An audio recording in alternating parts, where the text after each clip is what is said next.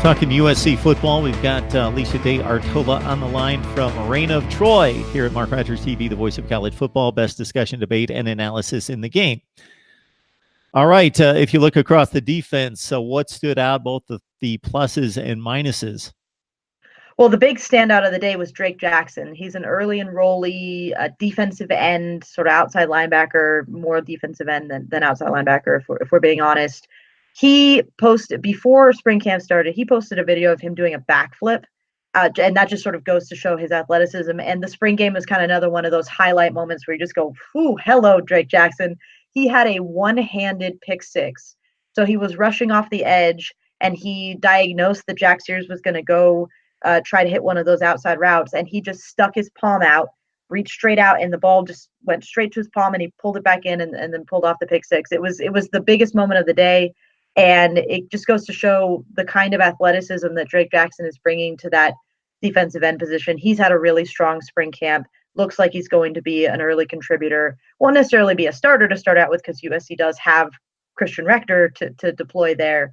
But he was a very, very exciting figure to show. And I thought the defense rushed the quarterback well. There were quite a few sacks or called sacks in the spring showcase. And the pass rush has definitely been an emphasis for the spring camp. And they forced another turnover with a strip scoop and score, more or less, from one of the corners. So that was definitely the positive for the defense. The negative for the defense still remains. It's just very, very thin. There's a lot of walk-ons going out there for USC during practice, and that was one of the moments that Marquise Stepp, one of the running backs, broke off a very long run. And it was a great moment for Marquise Stepp, who also had a very good spring. But when you watch that play, you kind of see, well, okay, here's the deficiency of the defense. They can get pushed around, and you don't know how much of it is this because you're throwing a lot of walk-ons out there who aren't necessarily the guys that USC will want to have playing this fall, or is it that maybe the run defense USC still needs to have some work on it? Maybe the discipline and gap control and all those things that the defensive coaches are always harping on, maybe they're not quite there yet. So Alicia, of course, there were scholarship reductions years back, and issues with the NCAA that go back to 2011, 2012, in that range. Why is the roster in the place that it is in 2019? It would be reason to believe that there's been some mismanagement of the roster if there's that much reliability or reliance on walk-ons.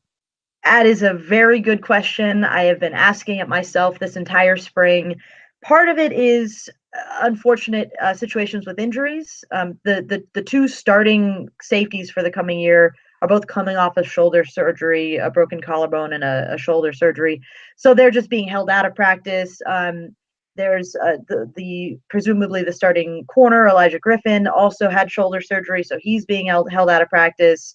One of the early enrollee corners that came in is coming off an ACL injury, so he's being held out of practice.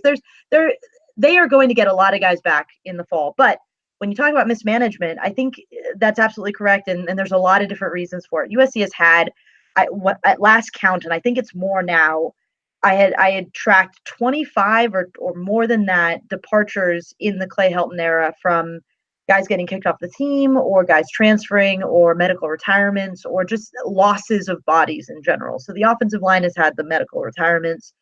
They had, Jack Jones should be a key figure for this team, and instead he got kicked off the team last year because he got in trouble with academics and with the law. The safety situation, Bubba Bolden was dealing with some student conduct issues, and he's now transferred to Miami. Ikeli Ross transferred because reasons. Jay Godfrey transferred because reasons. Those guys in the secondary, they've lost a lot of guys. At wide receiver, they had Trayvon Sidney and Josh Matabebe and Randall Grimes. Those are all wide receivers who could have contributed this year who have transferred in the last 6 months. They lost Joseph Lewis because of legal issues. Like, the number of players that USC has lost for one reason or another is just huge. And every time I bring this up, there are people who rightfully say, well, look at every other school out there. Transfers are a problem now. UCLA has had dozens of transfers as well. Part of that is Chip Kelly doing his roster management himself. But USC has just had, it feels like, an extraordinary number of guys who have left all sort of in the same calendar year, more or less, and those departures have come at a lot of the same positions, and so you're ending up with just a really thin roster.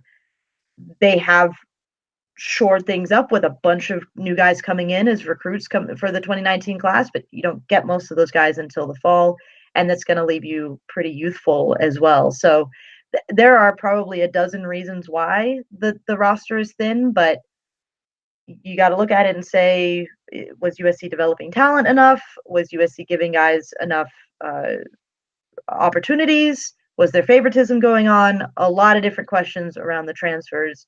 Not that you can control the disciplinary things, but add those all up and you end up with 30 guys who have left and you have a thin roster.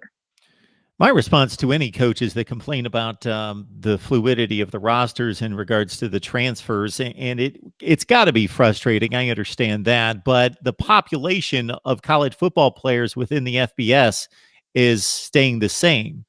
These players aren't, they're going somewhere. So right. Programs are gaining and losing players. Now, particular programs have to be gaining more than losing, and others losing more than gaining. And obviously, there's a distribution of players per position that you need. So you may be losing where you can't afford to lose. And there are those sorts of dynamics as well. So it's not a complete negative, because all the coaches that I hear have made a complaint, but somebody's benefiting somewhere from the actual transfer into the program as well. So it works that way too. Yeah, absolutely. And you could look at USC and say, well, then, okay, you've lost all these guys. Get some transfers in. Find a transfer corner. Try and find a transfer safety. And they haven't really brought transfers in. There's a couple guys who have been semi-successful transfers. But, part of it also, I have to wonder, is roster management, in the sense of, like, just to isolate one position group. The wide receivers. They brought in a class of 5 wide receivers in 2016, I believe. And half of those guys have now transferred. Well, maybe you didn't recruit a better, if you had recruited a better balance of receivers, where you didn't have guys who felt like they were being left out while watching their teammates get all the opportunities, they wouldn't have left. If you even things out a little bit and manage your roster that way, instead of loading up on 5 one year and then none the years in between that. I don't know. That it gets very, very complicated. But either way, it's left USC with a spring camp that is limited in terms of even the work that they can do, because Graham Harrell talked the last week about how they're killing their wide receivers, because he's used to working with 14 to 18 wide receivers, and they have 7 healthy right now, 6, 7 on a day. So, and that's including the walk-ons. Like, I'm not like, those are their walk-ons included. So it has been a problem for USC, and one that hopefully will not be as much of an issue when they get to the fall.